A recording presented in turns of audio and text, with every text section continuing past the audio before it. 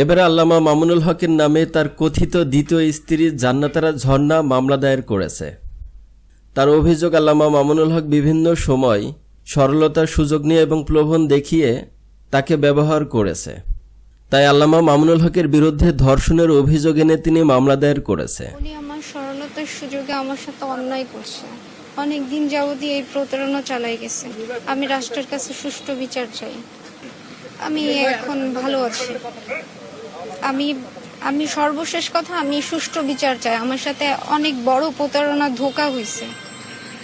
আমি আর কিছু বলতে চাই। বিয়ের আশ্বাস দিয়ে একাধিকবার শারীরিক সম্পর্কের অভিযোগ এনে হেফাজতের সাবেক কেন্দ্রীয় যুগ্ম মহাসচিব মামুনুল হকের বিরুদ্ধে মামলা দায়ের করেছে কথিত দ্বিতীয় স্ত্রী জান্নাতারা ঝর্ণা।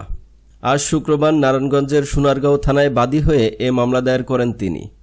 জান্নাতারা ঝর্ণা ফরিদপুরে আলফাডাঙ্গা থানার কামারগাঁও গ্রামের মুক্তিযোদ্ধা উলিয়ার রহমানের মেয়ে। তিনি অভিযোগে বিচ্ছেদের বিষয়ে বলেন, মামুনুল হকে কুপরামর্শে 2018 সালের 10 আগস্ট আমার বিবাহ বিচ্ছেদ হয় পূর্বের স্বামীর সঙ্গে। বিচ্ছেদের পর আমার অসহায়ত্বের সুযোগে মামুনুল হক আমাকে ঢাকায় নিয়ে আসেন। পরে তার পরামর্শে আমি ঢাকায় কলাবাগানে সাবলেট হিসেবে ভাড়া নিয়ে একটি বাড়িতে বসবাস করতে থাকি এবং একটি পার্লারে কাজ শিখতে থাকি। আমার বাসা ভাড়া এবং ভরণপোষণ বহন করেন মামুনুল হক।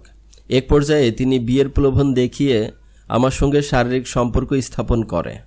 এদিকে গত 18 এপ্রিল মামুনুল হক গ্রেপ্তার হলে জিজ্ঞাসাবাদে রিসোর্ট কাণ্ড নিয়ে চাঞ্চল্যকর তথ্য বেরিয়ে আসে।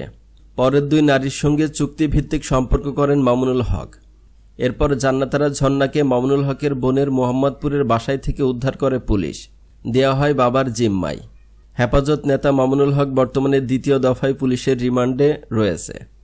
তাহলে সর্বোপরি সর্বশেষ জানা যাচ্ছে যে নারীকে কেন্দ্র করে মামুনুল হকের নামে এত বদনাম, এত কেলেঙ্কারি এবং তিনি গ্রেপ্তারও হলেন, সেই নারী দেখা যাচ্ছে সর্বশেষ তাকে ফাঁসিয়ে দিলেন।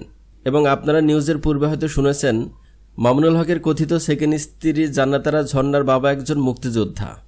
আর যখন জান্নাতারা ঝর্ণাকে তার বাবার জিম্মায় দেওয়া হলো, ঠিক তার পরপরই জান্নাতারা ঝর্ণা মামুনুল হককে এখন ফাঁসিয়ে দিচ্ছেন। আশা করি মূল নাটকটা আপনারা এখন বুঝতে পারছেন। এবং আপনারা আরেকটা জিনিস অবশ্যই সবাই জানেন, পৃথিবীতে যত বড় বড় লোক ধ্বংস হয়েছে তারা কিন্তু এই নারীর কারণেই ধ্বংস হয়েছে। সুতরাং বেগানা নারী থেকে অবশ্যই আপনারা সাবধান থাকবেন।